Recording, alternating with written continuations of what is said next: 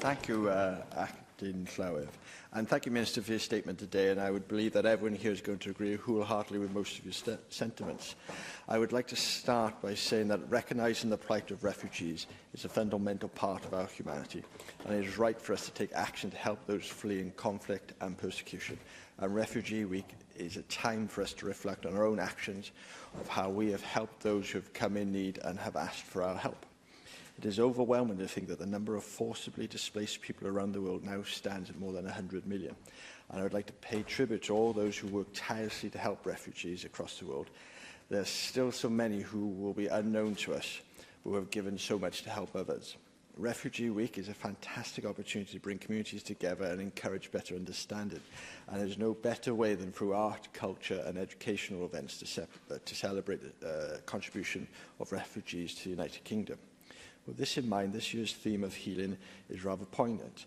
When we look at the Ukraine conflict, as with so many of our conflicts, although the immediate concern is to get people to safety, we have to be aware of the long-term question of how we deal with repairing and rebuilding the lives of refugees, and how do we heal the impact of conflict without masking suffering or forgetting the trauma.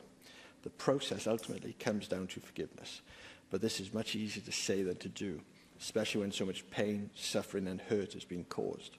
We must be well aware that the healing process should not only extend to the psychological trauma of fleeing your country or being separated from family or losing loved ones, but also to the loss of community, to the potential loss of identity, and to the loss of home, and that all these issues affect people in different ways.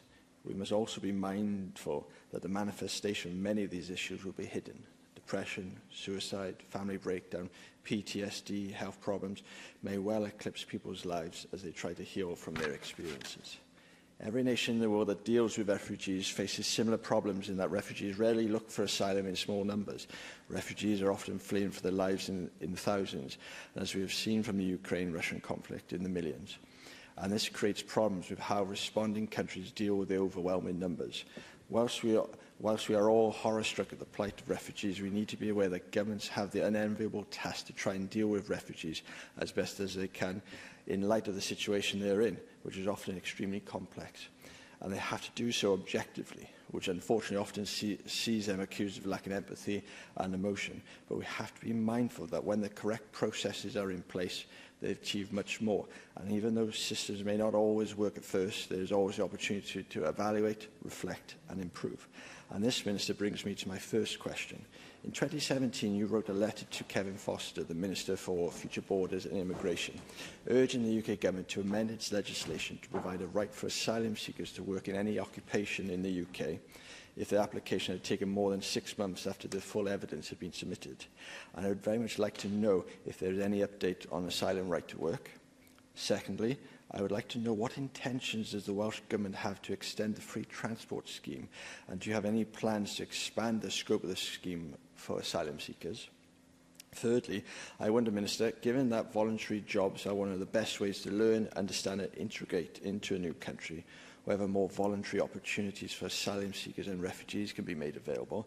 And finally, Minister, would you be able to update us on the progress of the National Sanctuary commitment to essential skills development and digital literacy? Thank you.